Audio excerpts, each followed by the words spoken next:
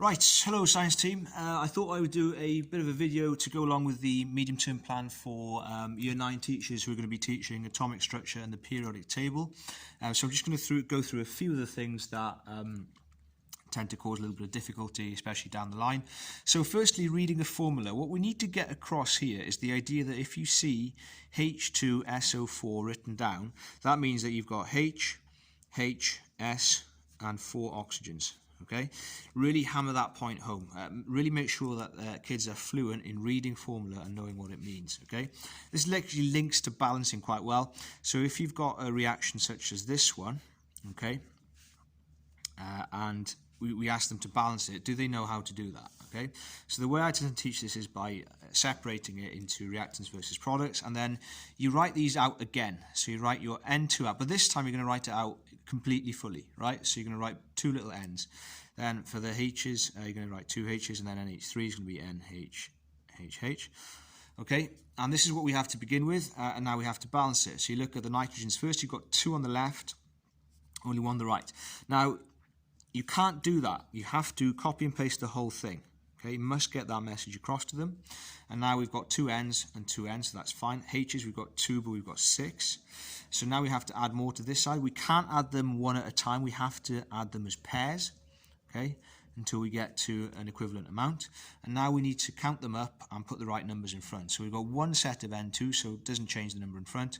1, 2, 3 sets of H2 and 2 sets of N2. Okay, so that's balancing done as well. Now, the next tricky bit can be separation.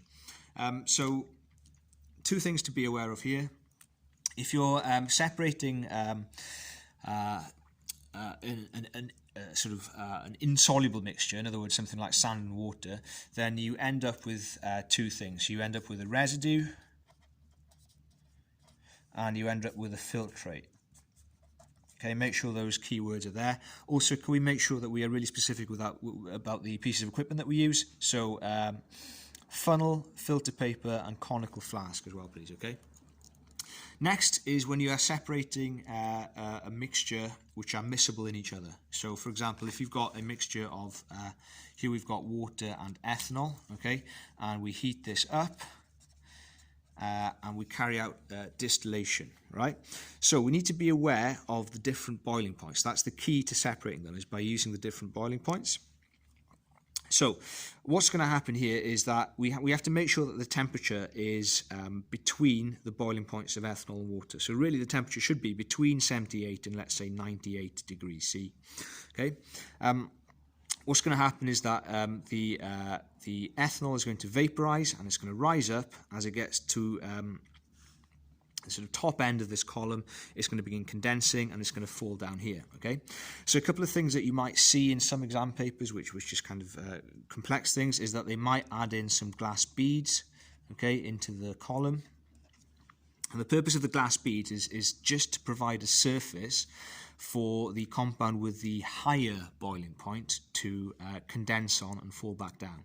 So what would happen here is that when you begin to heat this up, water and ethanol vapors would rise up.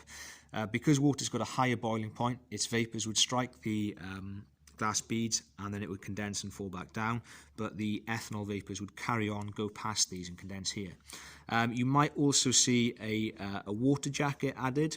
So a key thing here to realise if you're teaching this is that the water jacket is simply a jacket around the outside of this tube. It doesn't enter this tube at all. You're not putting water into this tube at all. It's just a water jacket around the outside to keep it cool and help to condense the ethanol in this case. Right, moving on. The next bit I want to talk about is the atomic model. So we need to get from the plum pudding model to the current model, okay, or the Bohr model if you like. The plum pudding model is a ball or a sphere of positive charge with negative charges embedded into it. So we need to move from that to the current model. To do this, we have to employ the wisdom of Rutherford and the experiments of Marsden and Geiger. So the experiment that they used was striking alpha particles, so helium-2 plus nuclei, at a piece of very, very thin gold foil. okay? And they made 3 key observations. Now, what you really need to do here is link the observations back to the model, okay? So the first observation as you make is that most of the alpha particles went straight through, okay? And you have to link that to the fact that in the current model, most of the atom is empty space. So that link between alpha particles going straight through, meaning you've got lots of empty space. That's what we need to get across, okay? The other observation was that some particles were deflected and other particles bounced back. Okay, both of these are to do with repulsion of the particles by the positive nucleus. Okay, so actually both of these observations are related to the fact that you've got a positively charged nucleus. Okay, so we just need to be clear in relating the observations of the scattering experiment to the current model of the atom. Now we move on to something else which is quite experimental. This is the development of the periodic table. So what we need to be able to do here is compare and contrast Newlands and Mendeleev. Okay, so we'll begin by talking about what was similar. So Newlands arranged his table by atomic mass. Okay, as did Mendeleev actually. Okay, so generally speaking, they both arranged their periodic tables by atomic mass.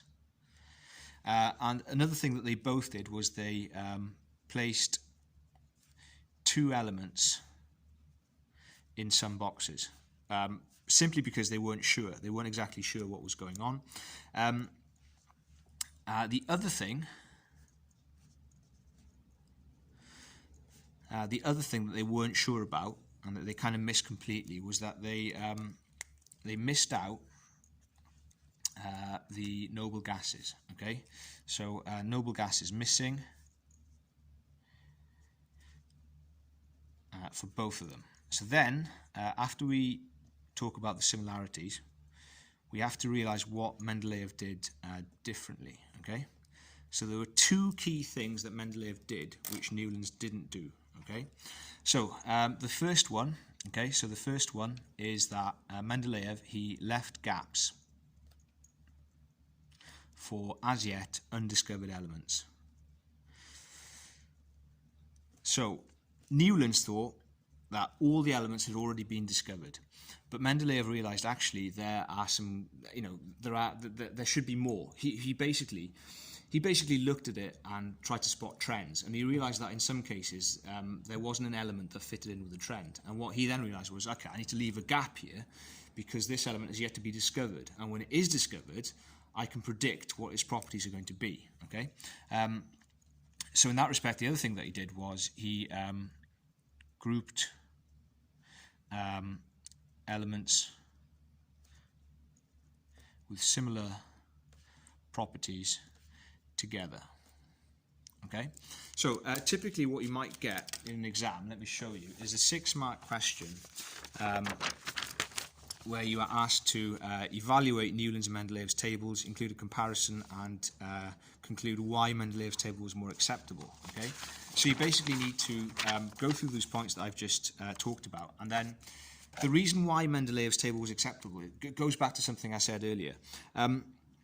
He left gaps because he spotted trends. He left gaps because he didn't have any elements in front of him which matched these trends. And what that meant was that future scientists, when they discovered new elements, they realized that they fitted in with Mendeleev's predictions. Okay, therefore his periodic table was accepted. Okay, the very, very last thing that I need to talk to you about is trends in the periodic table. Okay, so there's 2. Let me get rid of this. 2 key things that we need to talk about here. So trends in reactivity. Firstly, group 1, and then we'll talk about group 7. We have to be really kind of secure with the language that we're using here. We are only ever going to be talking about 3 things: distance, shielding, and attraction. Okay? So group 1, remember how all group 1 metals react. They want to lose this electron. They want to lose that electron there. Okay? So as we go down the group, okay, as we go from lithium down to sodium, as we go down the group, the distance between the nucleus and the outer shell electron increases. Okay? The shielding between the nucleus and the outer shell electron also increases. Therefore, the attraction between the nucleus and the outer shell electron decreases. Therefore, this electron is more readily or more easily lost. Therefore, group 1 metals become more reactive as we go down the group. For group 7, it's the sort of converse argument. Group 7 halogens, they want to gain an electron. So there's going to be an incoming electron each time, right?